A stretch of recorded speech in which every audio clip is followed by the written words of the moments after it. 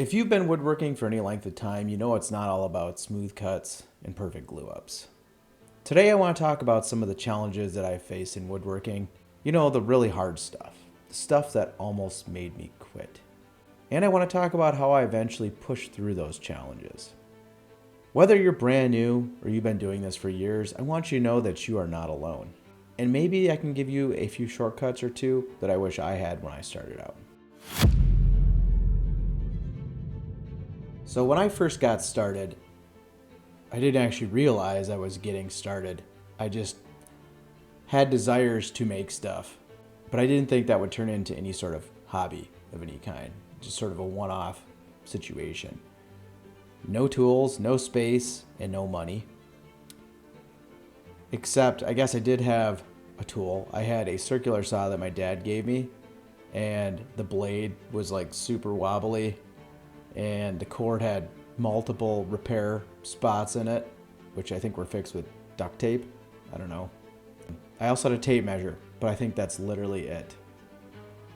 But I was sick of crappy IKEA furniture made of MDF with a thin veneer of wood or painted, and I just wanted something better. I wanted something that would be a thing that we keep in our house for a long time and maybe even pass on to my kids. I just wanted something made of real wood, something solid.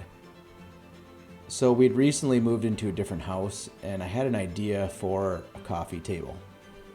And I actually downloaded plans to make the coffee table, and I made some adjustments to make it the exact size. Essentially, we tried to find a table like this, and we looked around everywhere and couldn't find something that was quite the right size. So I told my wife maybe I could make one. And she thought I was crazy, of course. But I always kind of had the ability to just do things. If I set my mind to it, I could do it. I think that just comes with trying things and failing a lot and then eventually succeeding. So I started thinking about what I needed to make this table. And I bought a few tools just to get me through. One of the tools was a pocket hole jig, but I used that crappy circular saw that I had. And that's pretty much all I bought, I think, was a pocket hole jig. And I pretty much made that whole table with a circular saw, pocket hole jig, and a tape measure. So I bought my first tool. It was cheap, but that got me going. And that was all I really needed for that project. And I think that's a good growth strategy when you're getting into a hobby, is have the project that you're working on define what you need right now. Then you can add things later if you need something for another project. And before you know it, you'll have all the tools you need to build just about anything. While I was getting into this and starting to build this table, just like all of you, hopefully, you've watched YouTube videos and you try to get inspiration and learn. But I find some of the bigger channels are a little bit intimidating when they have a climate controlled workshop and $100,000 worth of tools. And it can just be scary to think that you have to have all of that to start woodworking, and you don't. It's nice, but you don't need all that stuff. I think you just have to be very careful about what channels you watch, because it can actually make you not want to start woodworking or whatever your hobby might be. There's a right way to do everything and 15 wrong ones, right? No. There's many ways to do things. I think that it's more important to figure out the right way to do things for you with the tools that you have, but I think that you always have to keep safety in mind. I think when you start to do things that are unsafe, that's when they're wrong. But as long as you're doing it safely, there's no wrong way. So as far as joinery goes, that's something I'm still figuring out every project I do. I still am not like a joinery master. I still use pocket holes sometimes. Dowels are usually about as complex as I get. Sometimes I use box joints, but it's with a jig. I still can't really make joinery with a chisel yet. It's something I still want to learn. I'm always going to be learning. And as far as squareness, I think that squareness is all about setting your tools up properly and having the proper tools to measure for squareness. Tool setup. Don't trust the setup that's on your tools when you buy them, because they probably aren't right. So you should always readjust your tools when you buy them to make sure you're cutting square. Wood movement is huge.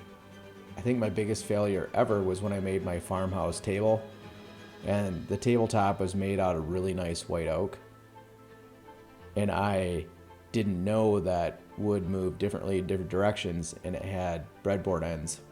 I think anybody that knows anything about wood movement knows what probably happened. The tabletop cracked, and I ended up rebuilding it, and if you want to watch that video, you can watch that up here. And the second time I rebuilt it, I did it with dowels, and I've never had another issue ever since. Everything in woodworking is a little bit imperfect, but functional beats perfection any day of the week. So that's something to keep in mind. I'm an engineer. My normal job requires extreme precision, but we're working with metal, not wood, and it doesn't move quite as much. Just remember as you're doing things that it's never going to be perfect, but most people won't even see the things that aren't perfect to you. I guess that's the only issue with making something yourself, is you'll always see the imperfections. Just like I always think a peanut butter jelly sandwich is always better when somebody else makes it. I don't know why. When I first got my table saw, it scared the crap out of me.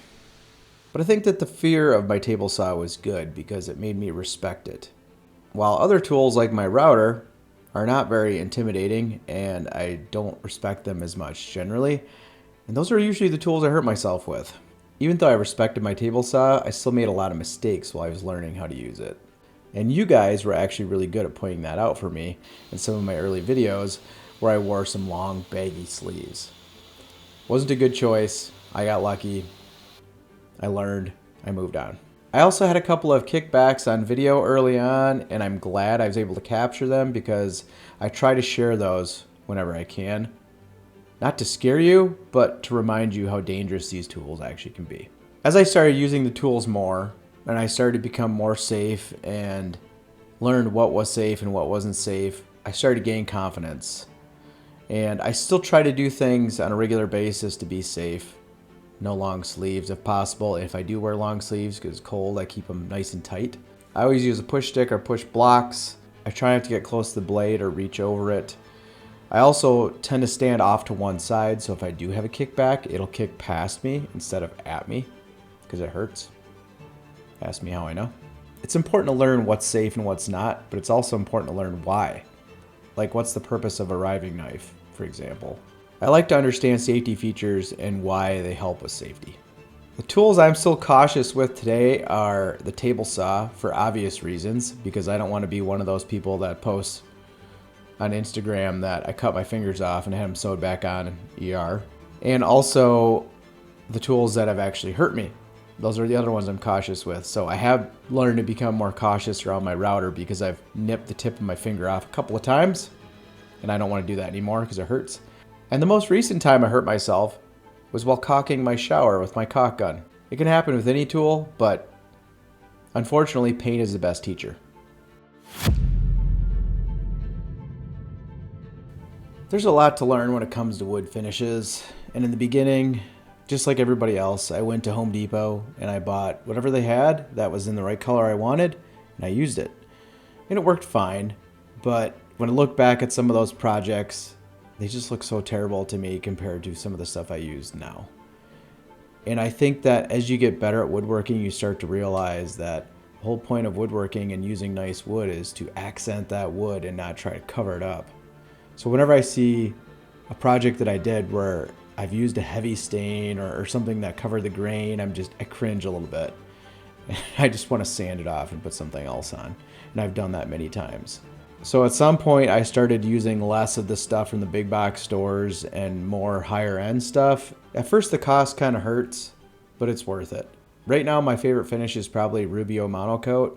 You may have seen that on my last project, which you can watch right here. It does a very good job at accenting the grain of the wood and adding a small amount of color without completely changing it, which I think is perfect. It's also very hard, very durable. It's a good finish. And more I've been learning that prep is a huge part of finish. So you don't really want to take shortcuts with prep. I've also had to redo projects because I could see swirl marks in the finish from my sander. I've recently upgraded my sander. Again, very expensive, but it's fast and it does a really good job. I've had amazing results with it and I don't regret it a bit. But that might be something you need to work up to. Not everybody can afford a sander that expensive. Also, sandpaper matters. I didn't think that before. I used to just buy cheap stuff, but better sandpaper will leave a better finish. Also, it's a good idea to replace your sandpaper when it starts to get too worn or gunked up, or it can leave swirl marks or other undesirable things in your finish. Sometimes when you have bigger projects, they feel like they're never gonna end. Or sometimes you finish a project and it didn't turn out at all how you expected. And then you'll just wonder if you're ever going to get better and you feel like you're not improving. But then when I have feelings like that, I like to look back at some of my older projects and see how I improved along the way. It's fun to compare your newest project to one of your earlier projects, if you still have them around. I always enjoyed woodworking, but at some point right around the time I started my YouTube channel, I realized that music and woodworking go hand in hand for me. Sometimes I listen to country, sometimes I listen to oldies. It kind of depends on my mood. But you'll find me many times sanding or doing something that doesn't require hearing protection with my earmuffs on because I have music in them. And there's something about the Zen moment where I'm doing something with woodworking and listening to music that just puts me in this zone that just allows me to escape reality for just a little while. But YouTube also created a situation for me where I felt more pressure to make more and more things, but it also motivated me to continue to learn. And your comments also help me learn. And I like to learn with you guys, sort of like a community. So doing my woodworking on YouTube is great, but it also does create a lot more pressure as well. Frankly, sometimes it can suck the fun out of projects a little bit. So every now and then I like to do a project that is not filmed, just for me. Would a hobby even be fun if you were immediately good at it? Well, the good news is the challenges never go away. They just change, but so do you.